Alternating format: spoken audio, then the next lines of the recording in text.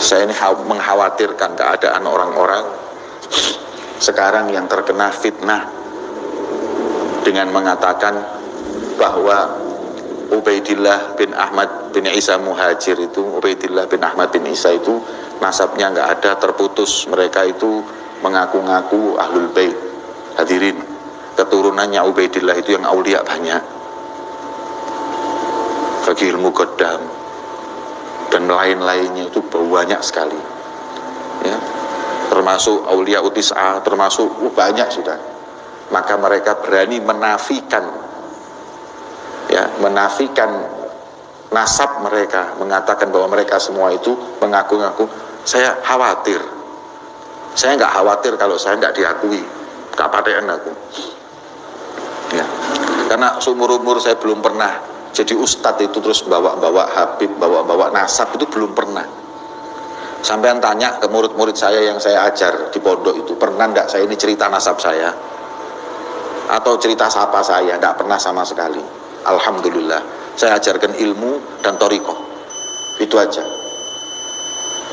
ya. Cuman yang saya khawatirkan adalah ketika mereka menafikan nasabnya para aulia.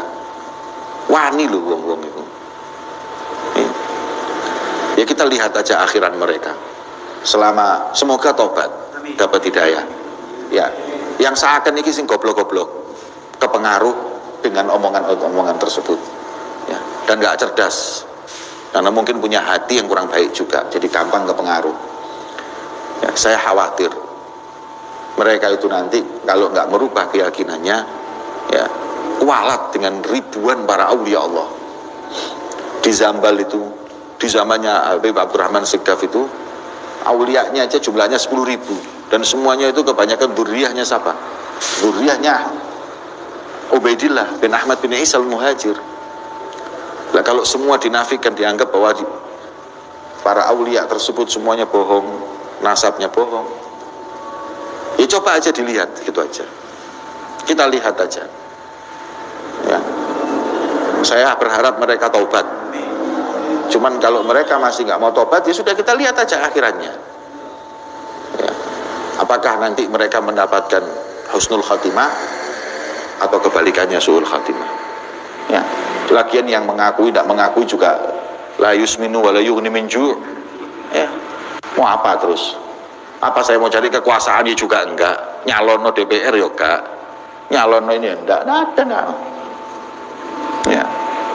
Maka daripada itu saya cuma khawatir keadaan mereka, ya, yang ancamannya adalah laknat dari Allah Subhanahu wa taala wa su'ul khatimah indal maut. Dan pada kesempatan kali ini saya akan membahas bagaimana doktrin-doktrin yang ditanamkan oleh oknum Habib yang menyampaikan doktrin kepada masyarakat, ya, untuk menakut-nakuti masyarakat ketika ada orang-orang yang mempersoalkan ketersambungan nasab dari Ba'alawi. Dan untuk videonya mari kita simak untuk kemudian kita komentari, ya. Makanya hati-hati, karena aulia ini hati-hati jaga lisan. Saya ini mengkhawatirkan keadaan orang-orang sekarang yang terkena fitnah dengan mengatakan bahwa Ubaidillah bin Ahmad bin Isa Muhajir itu, Ubaidillah bin Ahmad bin Isa itu nasabnya nggak ada, terputus. Mereka itu mengaku-ngaku ahlul bait. Hadirin, keturunannya Ubaidillah yang aulia banyak, Fakihul Muqaddam. Berarti Habib Jamal ini mengatakan bahwa orang-orang yang mempertanyakan akan nasab dari Ba'alawi, khususnya apakah Ubaidillah itu anaknya Ahmad bin Isa, itu merupakan orang-orang yang mengfitnah. Fitnah artinya mereka ini adalah orang-orang yang menyebar fitnah. Padahal seperti yang sudah berapa kali saya jelaskan, bahwasanya fitnah dari mana, sementara yang kita kaji itu adalah keilmuan, adalah data, adalah sejarah, adalah ilmu-ilmu nasab. Tapi disebut oleh Habib Jamal ini dengan sebuah fitnah. Oke, mari kita simak. Banyak sekali, ya. Termasuk aulia utis'a, termasuk banyak sekali. Aulia utis'a berarti Wali Songo itu termasuk Ba'alawi, ya. Kalau melihat video ini, ya, melihat konten ini, berarti Habib Jamal ini meyakini bahwasanya Wali Songo itu adalah Ba'alawi, ya. Apakah itu benar? Tentu sudah berkali-kali juga kita jelaskan bahwasanya Wali Songo yang bukan Bahlawi. Kenapa harus maksa-maksa Wali Songo itu dimasukkan kepada Bahlawi ini, Beb? Beb Jamal, gimana ini, Beb?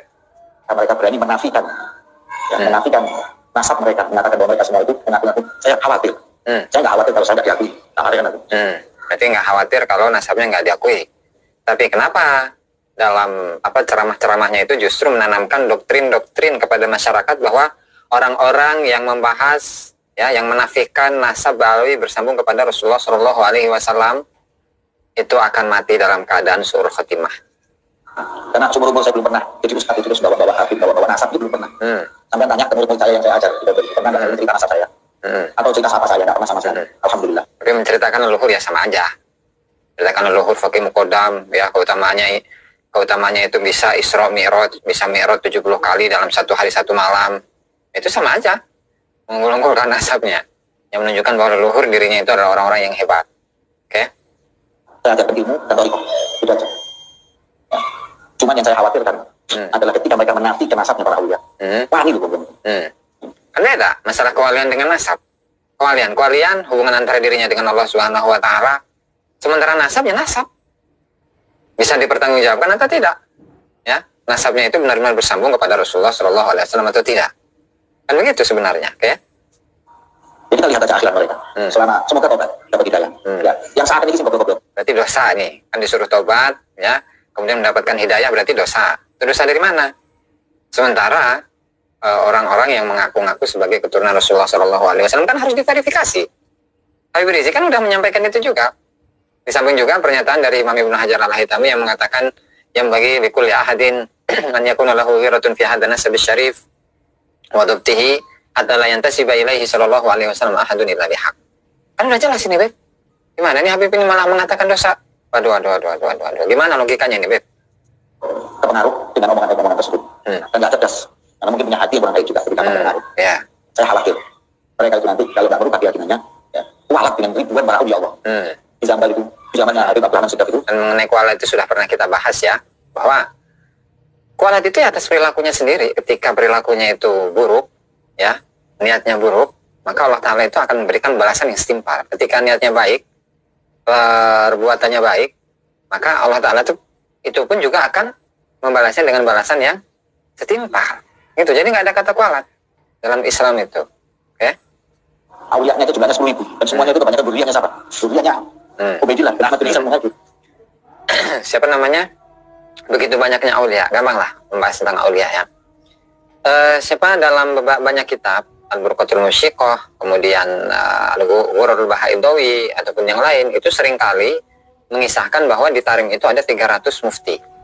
Tapi pada kenyataannya, sebagaimana yang dikomentari oleh Abdurrahman bin Ubaidillah As-Segaf dalam kitabnya Idamul Qut, jumlah itu nggak bisa dipertanggungjawabkan. Karena apa? Karena dalam satu masa, itu yang terkenal sebagai seorang ulama, sebagai seorang mufti itu hanya 2-3 orang saja. Lalu angka 300 itu dari mana? Itu angka 300 itu dari mana, Bet? Sehingga artinya dalam kesejarahan Hadramut secara umum atau kesejarahan Bahlawi secara khusus, itu melebih-lebihkan kisah itu adalah satu hal yang sudah biasa di kalangan mereka.